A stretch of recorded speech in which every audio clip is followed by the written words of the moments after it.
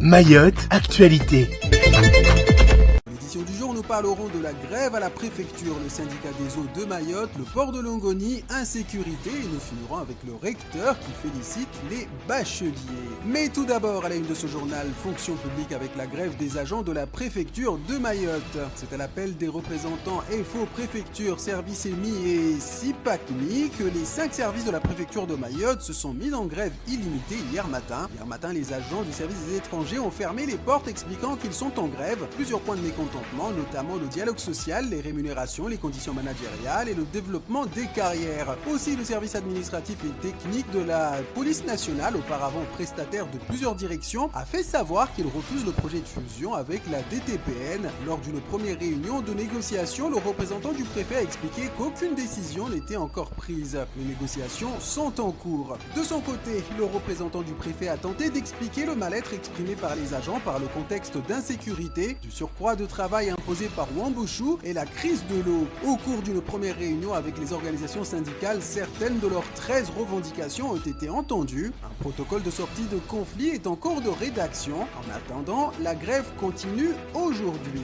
La Chambre régionale des comptes lève sa tutelle sur le syndicat des eaux. Dans un rapport qu'elle vient de publier, la Chambre régionale des comptes informe qu'après analyse du dernier budget 2023 transmis par le syndicat des eaux de Mayotte, elle met fin au plan de redressement imposé à la structure qui doit néanmoins poursuivre la fiabilisation de ses comptes, le suivi de son patrimoine tout en réglant ses différents contentieux. Le syndicat n'est pas complètement sorti d'affaire pour autant et à ce sujet, la Chambre régionale des comptes a émis un certain nombre de conseils que le syndicat des eaux doit mettre en œuvre pour continuer à assainir ses finances et sa gestion budgétaire. Une bonne gestion importante à l'heure où Mayotte traverse une grave crise de l'eau, une crise qui nécessite des investissements importants et coûteux à très court terme. Alors le syndicat des eaux de Mayotte sera-t-il en capacité par exemple de construire l'usine de dessalement dans le délai court annoncé par le ministre de l'Intérieur et des Outre-mer, à savoir fin 2024?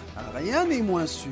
Port de Longoni pour la suite de ce journal avec ce procès en diffamation. Hier s'est déroulé un procès exceptionnel au tribunal de Mamoudzou au cours duquel l'avocat de Norbert Martinez de l'UMM, l'Union maritime de Mayotte, affrontait les 2 avocats de la société MCG dirigée par Idanel dans une bataille juridique intense. Norbert Martinez est accusé par MCG de diffamation au cours d'une émission de télé du 16 mai 2022 au cours de laquelle il a déclaré, je cite, « L'arrêté de 2016 fixant les tarifs portuaires est un faux. Dans cette affaire, il y a faux et usage de faux. » Fin de citation. Cette affirmation, vous vous en souvenez, avait poussé le président Beni Saouseni à mandater un graphologue pour authentifier la signature de l'ancien président Swabahadine Ibrahim Ramadani sur l'arrêté en question fixant les tarifs portuaires. L'enquête est toujours en cours, ce qui a poussé l'avocat de Norbert Martinez à demander le report du procès. Mais les magistrats ont refusé le renvoi. Les débats se sont cristallisés autour de la signature de l'arrêté. Pour les avocats de MCG, l'expertise de la graphologue n'a aucune valeur scientifique.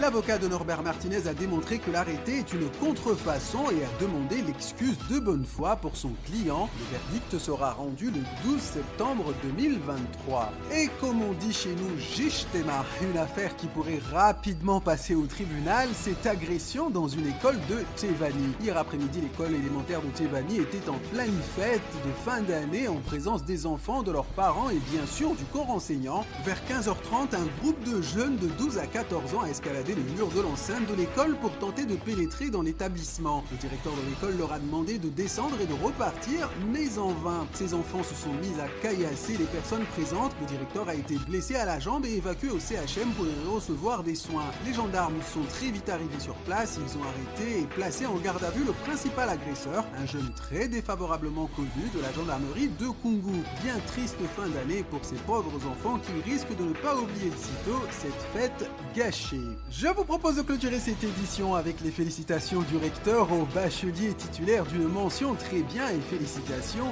du jury. Pour rappel, les résultats du premier tour du baccalauréat 2023 sont tombés hier. 51,03% des candidats ont été admis contre 84,9% des candidats admis en hexagone. Les conditions de vie vie des jeunes, les grèves, les difficultés rencontrées dans le lycée professionnel de Dzumonier, la fermeture du lycée d'Aqua, les agressions et les violences ont sans doute perturbé des milliers d'élèves. Néanmoins, dans cette jungle, il y a quand même de très bons élèves. Le recteur Jacques Mikulovic a ainsi reçu les 68 élèves des filières générales qui ont obtenu une mention très bien, dont 5 avec félicitations du jury, ainsi que les 6 élèves du bac technologique et des 13 élèves des bacs professionnels qui ont obtenu une mention très bien. Certains vont intégrer Sciences Po, d'autres veulent suivre des carrières dans le management, les RH ou encore un BTS dans notre département. Bonne continuation à eux et bon courage aux 2086 élèves qui passent les oraux de rattrapage aujourd'hui et demain. O-News Radio sur outremernews.fr.